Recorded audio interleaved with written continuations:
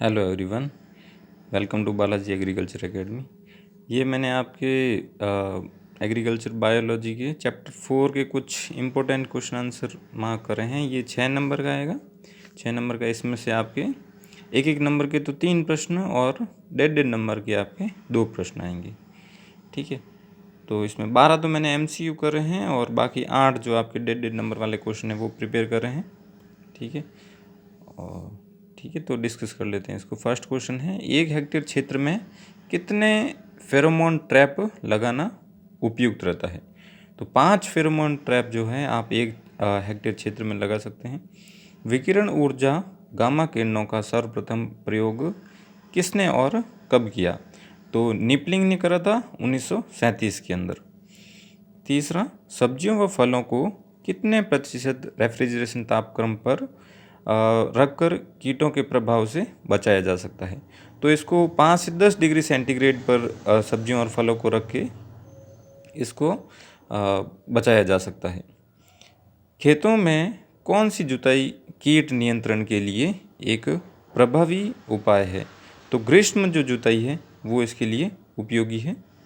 5वां, कौन से कीटनाशियों का प्रयोग संचयित अनाज के भंडार गृहों, कोठियों, गोदामों आदि में किया जाता है? तो धूमक जो कीटनाशियों का प्रयोग इसमें किया जाता है गोदामों में इकट्ठा करने के लिए। 6th क्वेश्चन है आपके, भौतिक विष कीटों को निर्जलीकरण क्रिया द्वारा मार डालते हैं। ठीक है, तो ये निर्जलीकरण जो है इसका सही जवाब होगा। ये फिल इन द ब्लैंक्स में क्वेश्चन इस तरीके से आ सकता है और MCQs में भी ये ऑप्शन आ सकता है इस तरीके से। 7th, किसका प्रयोग खेतों में चूहों के बिलों को उपचारित करने से में बहुत प्रभावी है? तो एल्यूमिनियम फॉस्फाइड का उपयोग इसमें कर सकते हैं और इसमें 2-4 और भी जो केमिकल्स होते हैं उनको भी आपको ध्यान में रखना है, किस किस का उपयोग इसमें कर सकते हैं। ठीक है, सर्वप्रथम 8th क्वेश्चन, सर्वप्रथम किसने और कब समाकलित नाशक कीट नियंत्रण शब्द का प्रयोग किया था? तो बार्टलेट ने करा था 1956 के अंदर सबसे पहले। ठीक है, नेक्स्ट जो है आपके 9वां क्वेश्चन, इसमें नाशक कीट प्रबंध शब्द का सर्वप्रथम प्रयोग किसने और कब किया था? तो गियर ने करा था 1970 के अंदर।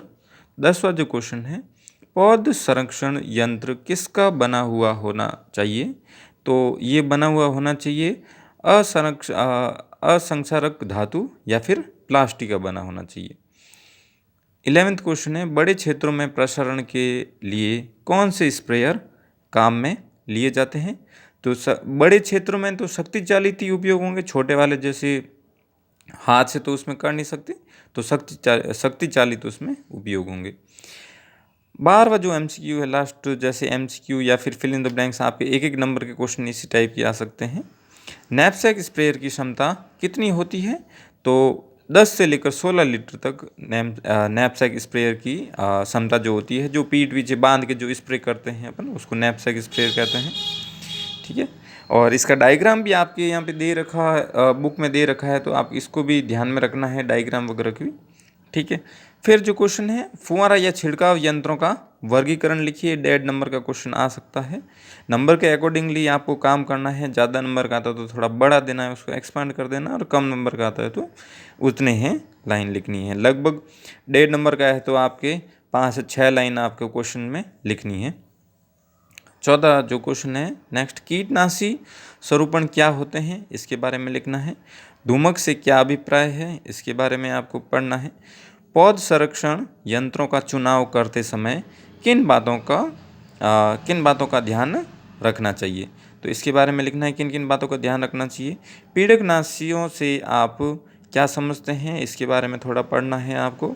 जैविक नियंत्रण की प्रविधियाँ के बारे में लिखिए, इसके बारे में भी पढ़ना है थोड़ा बहुत आपको। समाकलित नाशक कीट प्रबंध से क्या तात्पर्य है? ठीक है, तो ये भी इम्पोर्टेंट लगता है, आ सकता है इसमें बारे में। कीटनाशी प्रसारण के उपकरणों का वर्गीकरण लिखो। ठीक है, इसमें वर्गीकरण है और इसमें एक एक को डिस्क्राइब भी कर रखा है और आपको मतलब डायग्राम सहित इसमें एक्सप्लेन कर रखा है, जैसे नैपसैक स्प्रे वगैरह के, तो आपको वो भी पढ़ने हैं, डायग्राम की भी प्रैक्टिस करनी है। ठीक है, तो ये मेरी तरफ से छोटा सा था, आप देख लीजिए इसको। Thank you.